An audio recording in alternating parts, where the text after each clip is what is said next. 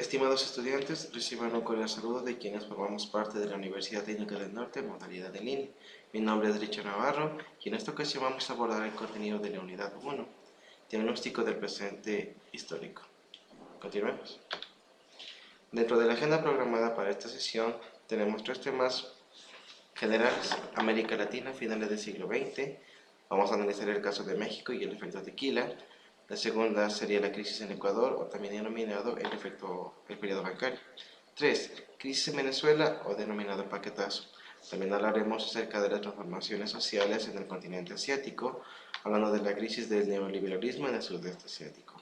Y por último tenemos la crisis del mundo desarrollado. En este caso hablaremos de la crisis hipotecaria estadounidense de 2008. Todos estos eventos que les mencioné anteriormente suscitaron fenómenos sociales, culturales y económicos históricos que van entrelazándose y tejiendo las sociedades en las que vivimos actualmente. Dentro de este módulo de cultura y sociedad vamos a hablar acerca de temas muy importantes y de mayor relevancia histórica durante este proceso formativo. Primeramente vamos a hablar acerca de América Latina a finales del siglo XX. Hablaremos inicialmente del caso de México y el efecto tequila. ¿Qué es y cuándo surgió? Se denomina efecto por todas las consecuencias que tuvo este evento en otras economías de Latinoamérica, ya que existen muchos países que con una similar condición económica, social, política que México, y también sufrieron estos estragos. Se denomina también error de diciembre, ya que se suscitó el 19 de diciembre de 1994 durante el inicio de la presidencia de Ernesto Zedillo, aunque se reconoce que él solo vino a ejecutar la medida, pues el deterioro de la economía mexicana se acentuó durante la presidencia de Carlos Salinas de Gortari, el cual obtuvo un sobreendeudamiento excesivo en una deuda denominada en dólares. ¿Cómo surgió? Se dio lugar el 19 de diciembre de 1994, durante los primeros días de la presidencia de Ernesto Zedillo, desatando una crisis provocada por la falta de reservas internacionales. Estas reservas únicamente se las puede obtener en divisas fuertes, ya sea el dólar o también el euro, produciendo una devaluación del peso del más de 50% de su valor. Hubieron unos factores precrisis que detonaron el efecto tequila. En este caso tenemos la privatización de la banca nacional, el alto gasto gubernamental en obras públicas. Encontramos también un déficit histórico de la cuenta corriente.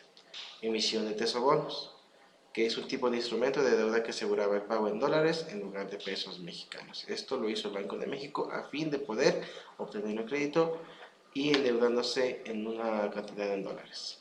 Los bancos otorgaron créditos a miles de personas sin comprobar su capacidad de pago. Estos créditos tenían intereses altos y tasas móviles. Es decir, en un mes se pagaba una deuda fija, pero en otro mes esta deuda podía variar. Prácticas bancarias corruptas. Hubo también una fuga descontrolada de capitales y, por supuesto, existió la inestabilidad política. ¿Qué efectos tuvo el conocido efecto tequila a lo largo de la historia? Pues bien, primeramente vamos a iniciar con la inflación. ¿Qué es este fenómeno de la inflación? Es cuando sube el precio de una manera desproporcionada y también el valor de la moneda de cambio, lo que se llama devaluación. Se dispararon los intereses en créditos bancarios, incrementó los servicios de deuda en moneda local y extranjera, disminuyó la actividad económica, por lo que quebraron miles de empresas y por consiguiente despidos masivos de empleados. Además, se produjeron varios suicidios producto de la tensión de las deudas. Se incrementó el desempleo, por lo tanto, aumentó la pobreza del país, deteriorando la economía e incrementando la migración a otros países. En este caso, principalmente la migración se desarrolló en los Estados Unidos.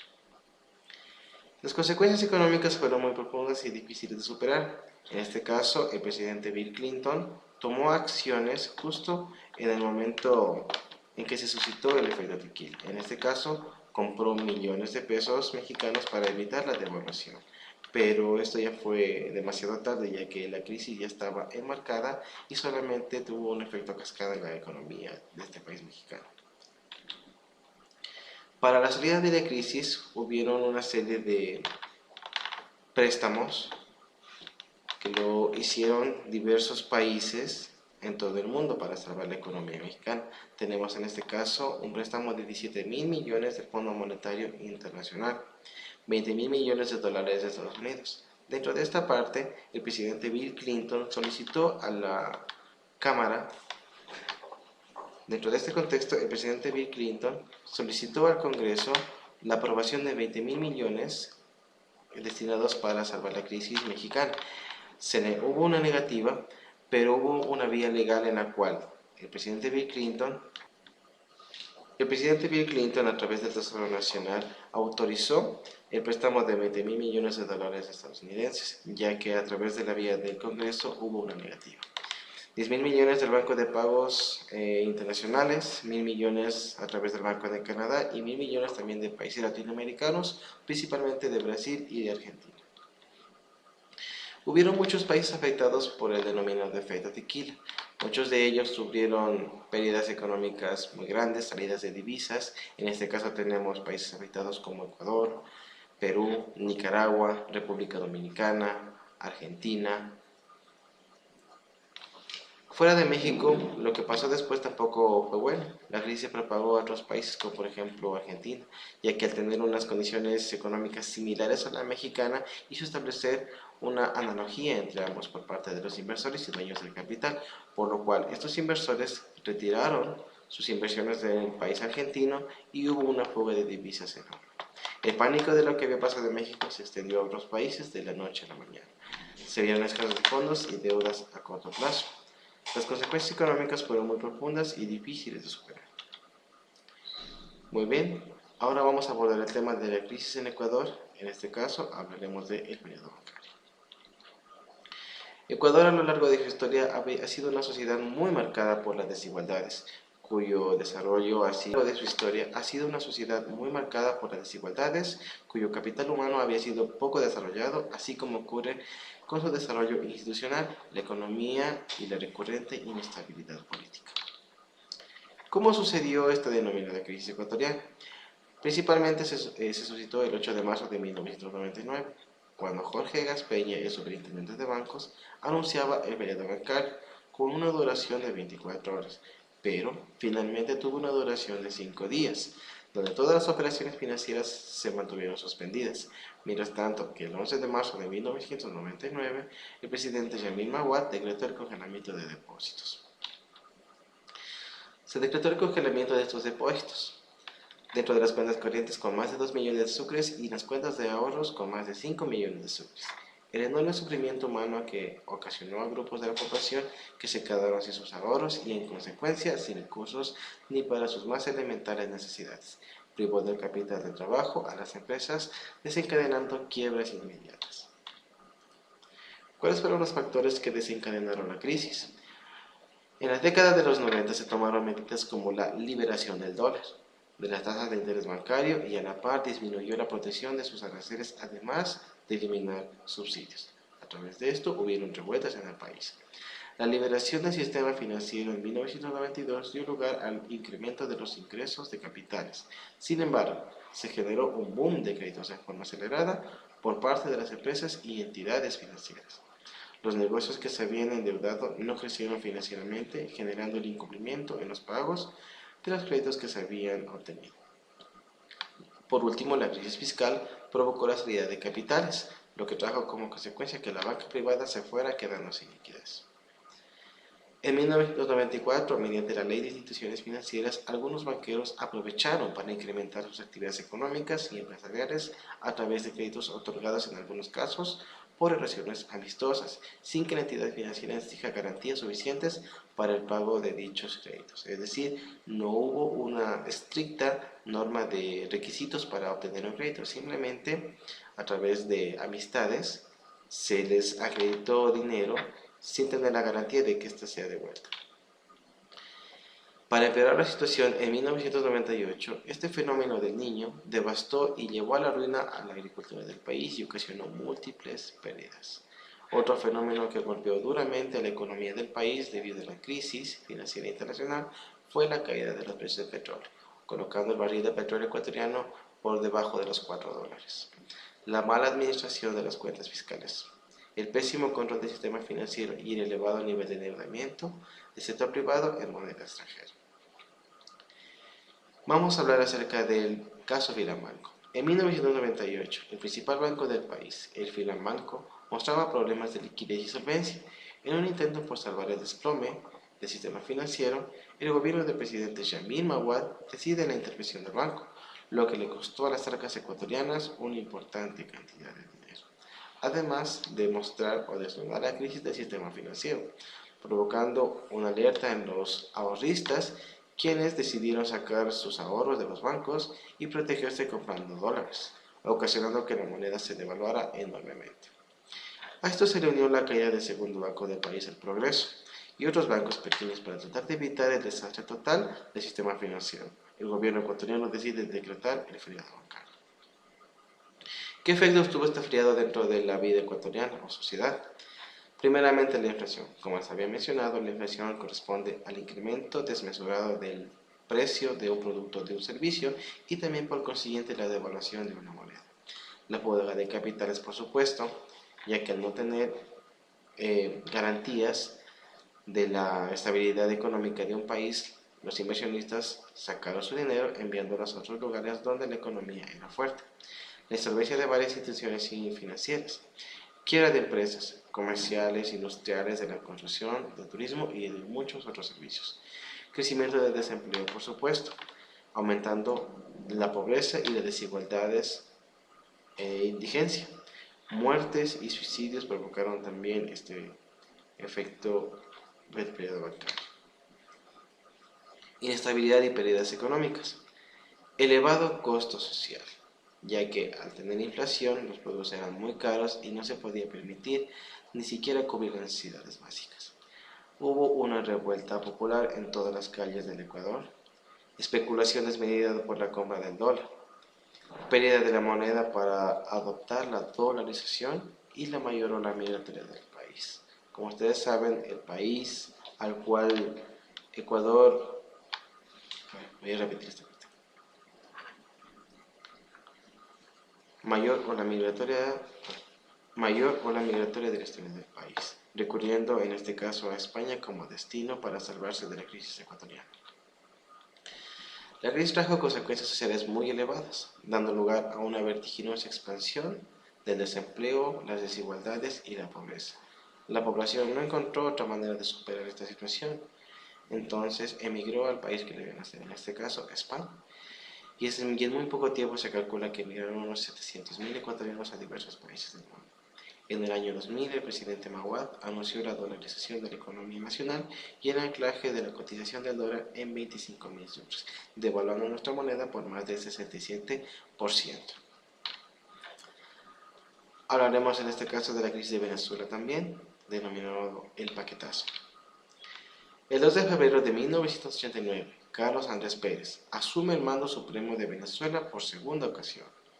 De inmediato, el jefe de Estado y su equipo económico comenzaron a estudiar una serie de medidas económicas encaminadas a mejorar las finanzas del país, pero sobre todo para conseguir un financiamiento internacional para cumplir con el pago de la deuda externa de Venezuela, que ascendía a 32.000 millones de dólares.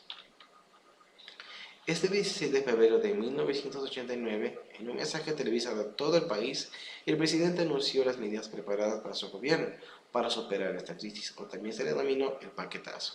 En este caso, tuvieron el paquetazo. Se duplicaba el precio del pasaje urbano, aumentando al 100% su valor. Se duplicaba el precio de la gasolina y también se elevaban las tasas de interés bancario al 28%, siendo un coste muy alto. ¿Qué factores intervinieron dentro de este denominado paquetazo? Primeramente tuvimos el endeudamiento que generó el país después del boom petrolero en los años 70. Caída paulatina a medida de que el Estado aumentaba su recaudación y gastos. Devaluación de la moneda en el año de 1983. Hubo una pérdida de credibilidad también en la moneda nacional. Existió además la desconfianza en las inversiones. Hubo una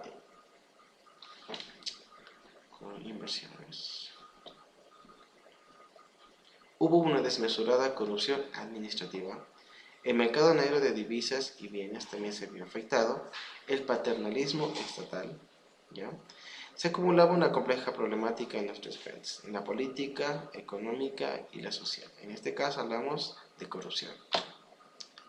La aplicación de una serie de medidas neoliberales impuestas por el Fondo Monetario Internacional, los anuncios del Ejecutivo y una relación en el aumento de las tarifas de servicio público y el incremento del 100% en el combustible fueron un detonante. La repercusión de estas medidas generaron un torbellino de terror y destrucción, una rebelión descontrolada de las masas. El 27 de febrero de 1989, la población enardecida sale a la calle y saquea los negocios de la capital. Caracas era un caos. Estos saqueadores hacían de las suyas, robando todo lo que podían. A este hecho histórico se le denominó el Caracazo.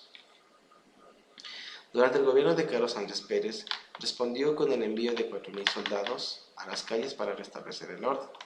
Se suspendieron las garantías constitucionales, es decir, el derecho a la libertad y seguridad personal, el libre tránsito de las personas, la libertad de expresión, las reuniones en público y, por supuesto, el derecho a manifestarse pacíficamente.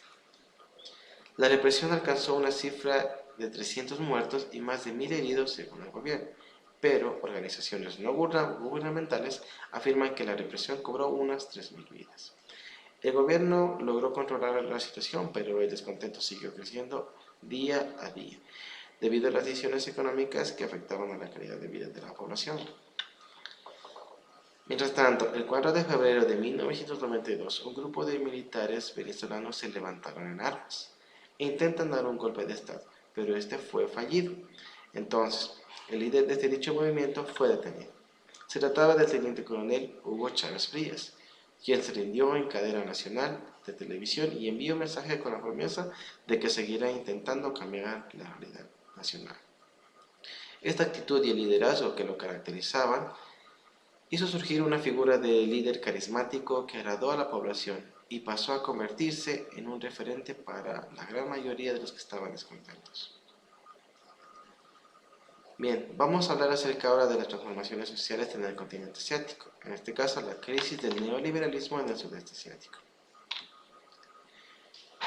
Luego del milagro económico asiático en la década de los 80 y comienzos de los 90, caracterizado por un rápido florecimiento de la economía de muchos países asiáticos debido a la recesión de la economía norteamericana en los años 96 y 97, esta economía asiática comienza a experimentar una serie de problemas que amenazaban su estabilidad y que, viendo comenzar en Tailandia, produjo un temor en todo el continente por la posibilidad de sufrir un efecto de contagio en otras economías mundiales. También se le denominó como crisis del Fondo Monetario Internacional o la primera crisis de la globalización. Inició el 2 de julio de 1997, causando una devaluación acelerada de la moneda tailandesa, en este caso el baht, la falta de liquidez, crecimiento desmedido de la deuda externa, deudas superaban las reservas internacionales, es decir, obtuvieron más deuda de la que podían pagar. ¿Qué efectos tuvo esta crisis? Hubo, por supuesto, una desconfianza en inversionistas extranjeros, temieron no poder cobrar sus creencias por falta de liquidez. Vamos a ver otra vez. ¿Qué efectos tuvo la crisis del neoliberalismo? En este caso, existió una desconfianza en inversionistas extranjeros, temiendo no poder cobrar sus acreencias por la falta de liquidez. Asimismo, hubo una fuga de capitales, se devaluó la divisa y aumentó desmedidamente la pobreza. Se ralentizó la economía de muchos países del mundo. Los inversionistas vieron las dificultades de prestar dinero a países en vías de desarrollo. Tailandia, Indonesia y Corea del Sur fueron los países que inicialmente se vieron afectados de esta crisis. A su vez, el FMI aprobó un programa de ayuda para estabilizar las monedas de estos países. En Indonesia, entre julio y agosto del 97, comenzaron a tener problemas con la estabilidad de su moneda oficial, en este caso la rupia, al haber adquirido una deuda en dólares. Al llegar al cierre anual vieron su deuda multiplicada por la devaluación de su moneda. Lo mismo ocurrió con Corea del Sur. A pesar de que la microeconomía de este país mostraba numerosos y aceptables avances dentro del sector financiero, se hicieron muchos préstamos que no le reportaban rendimiento. El exceso de deudas llevó a quiebras mayores, con sus consecuencias económicas inmediatas. Además del impacto negativo de esta crisis en los inversores, provocó la caída drástica de los precios del petróleo, afectando a los países miembros de la OPEP, la cual es la Organización de Países Exportadores de Petróleo, y otros países exportadores de este hidrocarburo, que muchos de ellos tenían economías apoyadas fundamentalmente dentro de este grupo. Países que disputaban económicamente como Brasil y Argentina también sufrieron los embates de la crisis asiática. Y por último, terminamos con la crisis del mundo desarrollado, en este caso la crisis hipotecaria estadounidense de 2008. Cuando pensamos que la economía estadounidense, pensamos en que es el país que ha tenido la economía más estable a lo largo de muchos años. Sin embargo, sufrió una crisis financiera muy profunda dentro del año 2008, la cual se desató de manera directa debido al colapso de la burbuja inmobiliaria, que provocó aproximadamente en octubre de 2007 la llamada crisis de las hipotecas subprime. ¿Qué es la burbuja inmobiliaria? Pues bien, es un incremento excesivo e injustificado de los bienes inmuebles o bienes raíces, ocasionado generalmente por la especulación. Esta burbuja se fue creando porque se pensaba que al comprar los bienes se podía vender al poco tiempo al doble de dinero. Esta percepción, unida al hecho de que los bancos ofrecían créditos hipotecarios con gran facilidad, hizo que los precios subieran sin parar. Pero llega el momento en el que la oferta es mucho mayor que la demanda, y es cuando la burbuja se desvanece y colapsa. Miremos este ejemplo. Si se tiene la necesidad de construir 100 viviendas para 100 familias, o en este caso 100 personas, existen también muchos inversionistas que quieren formar parte dentro de este proyecto. Pero ¿qué pasa? A mayor inversionista se va aumentando la oferta de casas. En este caso se construyeron 150 viviendas. Hagamos la comparativa. Si tenemos 100 casas que fueron ofertadas inicialmente a 100 familias y se construyeran en este caso 50 casas adicionales, ¿a quién se les vende? Pues a nadie. Entonces, pasa que con estas viviendas, como no tienen compradores, es allí cuando se habla de colapso y el precio de la vivienda comienza a bajar de manera acelerada, porque no tenemos demanda. ¿Qué son estas hipotecas subprime? Son hipotecas de alto riesgo, debido a que se otorgan a clientes cuyo perfil no cumple los mínimos establecidos para garantizar el pago de dichas hipotecas, es decir, a personas con bajos niveles de ingreso y con un alto riesgo de morosidad en los pagos. Esto funcionó por un tiempo y los bancos estaban satisfechos con el rendimiento de estos créditos, pero el negocio les resultaba tan atractivo que necesitaron más dinero para invertir aún más en él. Y lo hicieron. Lo que hicieron fue buscar ese dinero vendiendo a diferentes bancos del mundo carteras hipotecarias, pero enfatizando en vender justo las más riesgosas, sin que los compradores se enterasen claramente de esto. La banca de Estados Unidos relajó al máximo su política de concesión de hipotecas sin llegar a cuestionarse los activos e ingresos actuales y futuros de los compradores de viviendas. Esta crisis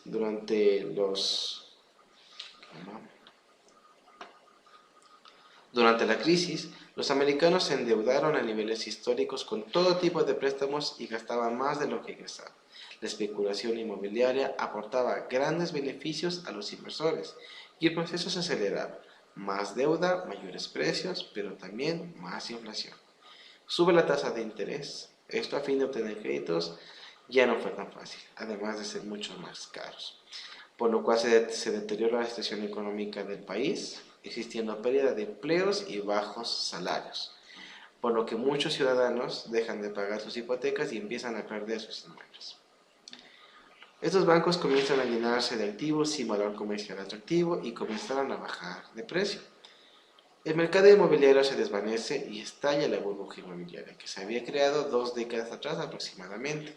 Se transmite la crisis inmobiliaria a las bolsas de valores, provocando una incertidumbre sobre el impacto de la crisis hipotecaria en los balances de las entidades financieras, quebrando entidades hipotecarias. Hubo una fuerte crisis de liquidez entre los bancos, grandes pérdidas se suscitaron en las instituciones financieras y por último la crisis financiera global con repercusiones a nivel mundial. Se pasó de un extremo a otro, es decir, de procurar otorgar créditos, así no se garantizará su pago de la devolución de la hipoteca, a poner muchos requisitos y elevados costos para obtener cualquier tipo de crédito. Estos extremos trajeron un impacto inmediato en la economía. Al haber menos dinero circulando, hubo una disminución del consumo y las empresas se ven limitado en su crecimiento. Es cuando comienzan a desaparecer, en este caso, los puestos de trabajo y a estancarse, los sueldos aumentando aún más la crisis inmobiliaria y financiera. Todos los actores son responsables de la crisis. Los compradores por adquirir créditos que no podían pagar, las instituciones que intervinieron en los complejos. Todos los actores son responsables de la crisis. Los compradores por adquirir créditos que no podían pagar, las instituciones que inventaron los complejos instrumentos financieros y tomaron riesgos exagerados, los bancos por no revisar la verdadera capacidad de pago de sus clientes y por último las autoridades regulatorias que no visualizaron a futuro el problema que se venía. Bien, por último tenemos indicaciones generales, tenemos la información oficial del módulo que se va a publicar en cartelera en línea, tenemos el área social en la cual la cafetería virtual es el espacio indicado para. Estimados estudiantes, en la plataforma en cartelera en línea se encuentra publicada la comunicación oficial del módulo.